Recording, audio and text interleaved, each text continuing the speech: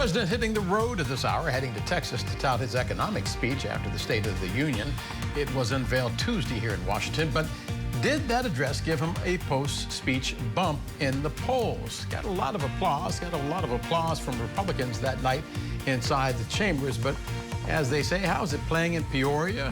Scripps News political director Andrew Rafferty joins us now with the latest polls. And Raff, does the president have any increased momentum coming out of the State of the Union? Well, a lot of applause and a lot of opportunities for applause because it was the longest speech in history. We'll start with the good news, perhaps, Del, here on a Friday afternoon. We'll start with some optimism. So if you're part of the White House right now watching this, here is the sort of takeaway that you can hang your hat on, is that most Americans felt, by and large, that they had a positive impression of the president during his speech. This is a poll that we did with our partners at Talker Research, and it is a poll of people who watched the State of the Union. So the caveat here is that most people who watch a State of the Union are, in fact, a member of the same party as the president delivering it. And so this example, it did skew a little bit more towards Republicans. And you see that by and large, folks thought that the president spent a lot of time on the priorities that they care most about, which from our previous polling, we know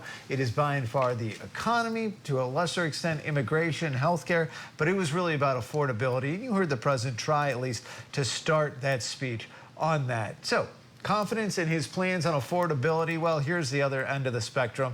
48%, that's less than a majority, of course, say that they have more confidence. You add up those other two and you get a higher percentage, 52%, say their opinion either didn't change or they have less confidence in the president's plans when it comes to affordability. And then, of course, the other big focus of the night were tariffs. This coming just a few days after that Supreme Court ruling. And this is pretty striking, again, because more Republicans are polled in this, because this is people who watched the speech, but 50% say these tariffs are hurting Americans. Also, not a whole lot of confidence in the president's trade and tariffs agenda going forward. So if he was trying to go in to sort of explain to Americans the benefits of those policies that we know are now at 10%, that I'm sure going to lead to more court cases, well, he did not do that. So it'll be interesting to see him sort of try to take whatever sort of momentum he has. But what we have seen time and time again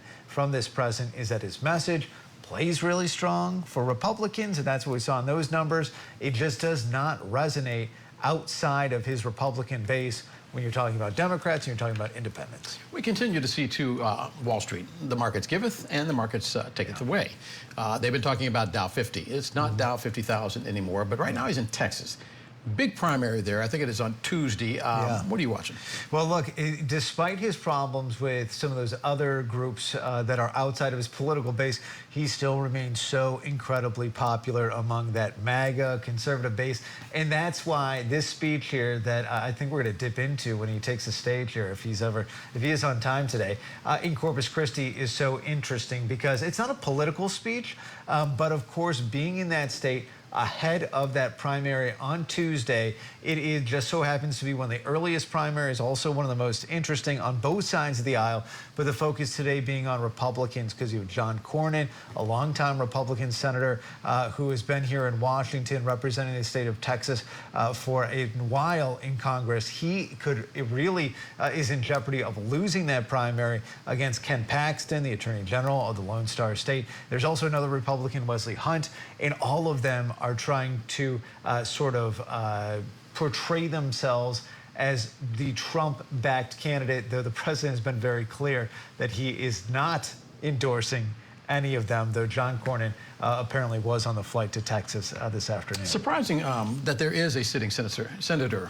from your party that you're not backing. So. Right. And then the leadership in D.C. tried to get the president to back Cornyn because they feel like he has a much better shot at winning against the Democrat, whereas Ken Paxton has a lot of potential baggage that could come up. Before I let you go, are they worried about both Democrats? Because Tallarico is doing well. They believe he would do well against either Paxton or Cornyn. Yeah. But Jasmine Crockett is outpolling Tallarico. Yeah, it's interesting. Well, the polls have been all over the place, but both of those Democratic candidates are arguing that they are the more electable of the two, that they had the better chance. And that's what we in the media always talk about, Texas potentially going blue. It hasn't happened in a few decades. Yeah, Del, I think you've seen this one before. I've seen this play before. Yeah. I'll believe it when I see it. Yeah. Scripps News political director Andrew Rafferty. Raff, as always, thanks.